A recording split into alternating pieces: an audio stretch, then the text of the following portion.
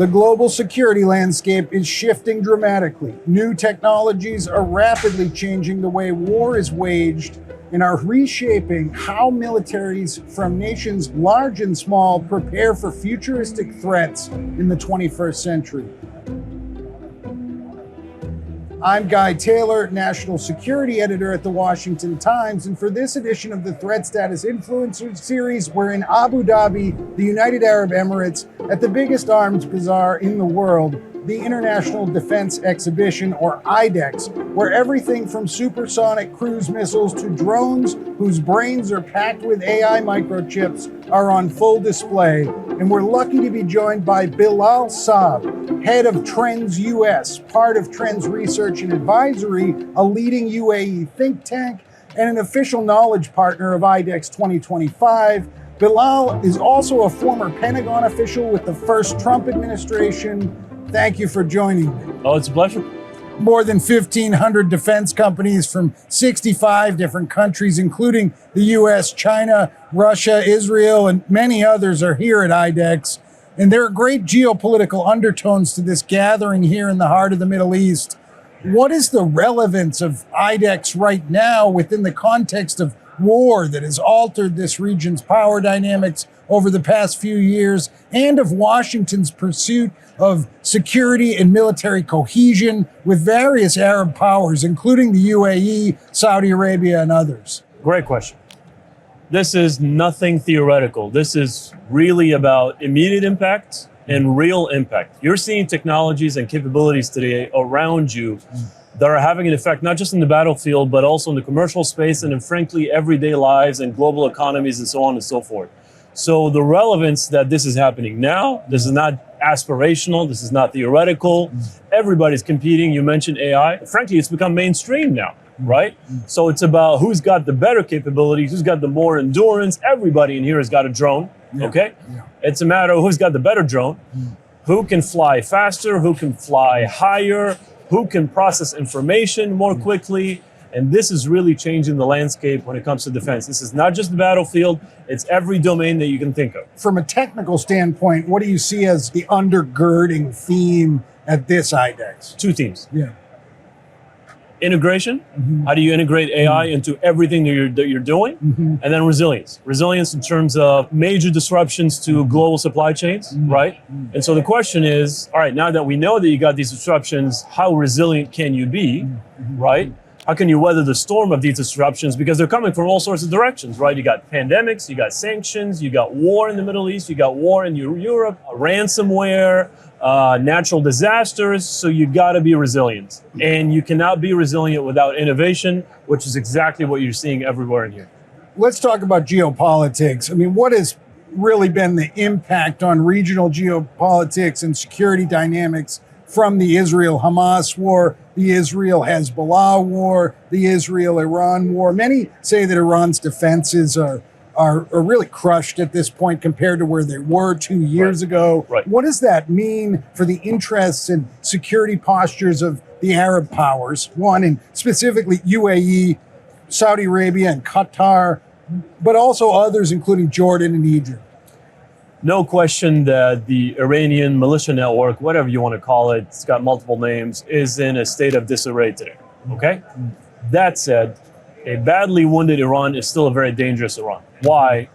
Because they always will have the opportunity to prey on their neighbors' fragilities, political fragilities, and sort of rebuild this network, even though this time around actually might take much longer because the Israelis have done a job like never before, so effective at actually really almost dismantling the whole thing with a little bit of luck with the fall of the Assad regime as well, right?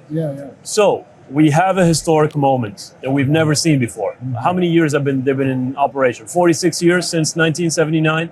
We've never seen Iran at this relative weakness. The question now is, how do you leverage this moment, right? Do you continue to squeeze? Do you continue to pressure? The answer is yes. Do you do it by yourself? The answer is no. You need the cooperation of the Arabs, right? So what can you expect from them? What kind of contributions? This is where you sort of see some kind of a sort of varied approaches from all these countries, given their different positions vis-a-vis Iran, right? Some have different threat perceptions when it comes to Iran. Some are more worried about the Iranians than others. But overall, I would say there's always a ceiling when it comes to cooperating on the Iran threat from these countries because they're worried about the ramifications of that cooperation internally, right? So yes, we will be working with the United States to continue to promote a more prosperous, region and a more effective security order. But boy, do we fear also the blowback from the Iranians because they still have capabilities. And they also still talk very closely with the Houthis, who can majorly disrupt still shipping that would very much be detrimental to the economies of these countries. So there's an opportunity for cooperation, but I hate to say there's a ceiling to that in the absence of some kind of a resolution of, as you very well know, the Israeli-Palestinian conflict, especially with what's going on right now in Gaza. Let's talk about the Trump administration and its policy. What hopes are there among regional powers, for example, UAE, again, the Saudis, with regard to how the Trump administration might shift U.S. Mideast policy in the military to military realm? Okay, so let's just start with the what I'm going to call the North Star, the most ambitious, the ideal scenario for these countries. And let's just start with Saudi Arabia because this conversation has been going on for a while now, which is let's get a formal defense pact from the Americans, the absolute deterrent, right? With that, then you have the opportunity to sort of unpack it and create legs and execute the deliverables from that, which obviously will come in the form of military cooperation that you've never seen before. Now, in the absence of a formal defense pact, there are certain areas of security cooperation also that you can upgrade, including kinds of equipment that were sort of off the table in the previous administrations. Talking about the F-35. That's one example, but there's a bunch of other things, especially when we talk about integration, right? So there's a lot of things that you can integrate into existing systems that they have that we've never given them before, right? Communication systems, sensors, certain munitions, autonomous weapon systems, predators, and so on and so forth. It doesn't have to be just fifth-gen fighters, right? So I think the administration is going to be a little bit more flexible when it comes to these issues. The Trump administration is going to be more understanding of the needs and requirements of these countries. So there is an opportunity there to do things that we have not been able to do before, given the political tensions in the past, which I believe with this administration will sort of dissipate, or at least they'll find a way to work through them. So we could flip the question the other way with regards to restrictions that Arab powers put on the United States with U.S. troops. For instance, in the United Arab Emirates, there are U.S. troops here in country. The UAE government somewhat restricts the types of missions that can be done out of the U.S. presence here, including targeting or strikes potentially against Iran. Could there be a almost quid pro quo type of exchange in the works? Why not? Why not? I mean, this is part of the conversation, right? If I'm going to provide you with the ultimate deterrent, or short of that, some really significant security cooperation, I expect something from you, and this is very normal, right? And so on the issue of posture that you just mentioned, on the issue of permissions, authorizations to launch attacks against, oh, by the way, mutual adversaries, right? That definitely should be part of the conversation, because you're exactly right. At this point, we do not have permissions to fly our aircraft against targets, whether it's in Iraq or in Yemen at this point. Should Washington see regional powers like the Emirates as defense industrial production partners, or really just as customers? Well, it's somewhere in between. I think it's there's a lot of room there for cooperation when it comes to joint ventures, right? And we've seen that model, actually, there's nothing new about it. We've seen that model sort of mature over the years. It began with sort of the Arab countries providing capital, okay, let's not kid ourselves. But now there are certain elements, there are certain areas of defense cooperation where some of these countries can actually help in the manufacturing business, in the assembly, but on the lower scale stuff, right? Also on maintenance, overhaul, and repair.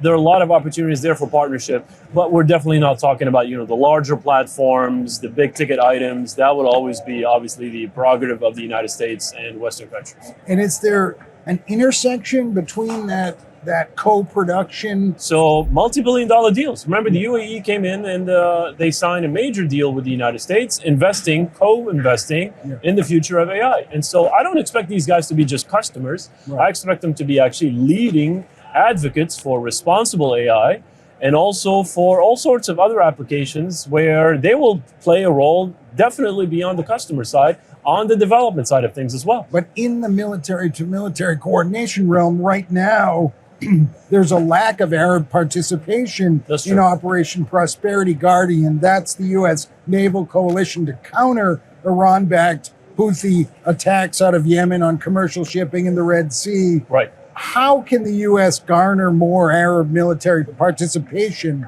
in such operations? Provide them with assurance. When I give you the ultimate protection, when I signal to you in very credible terms that we are going to be serious about security cooperation, we've got your back, then this is where they become incentivized to actually do more. But I have to say, even if we're at the optimal level of security cooperation between the two sides, in the absence of some kind of a resolution or a path towards a resolution of the Israeli-Palestinian conflict, these countries will always have a ceiling when it comes to cooperating with the Americans because they fear blowback, especially from the Houthis.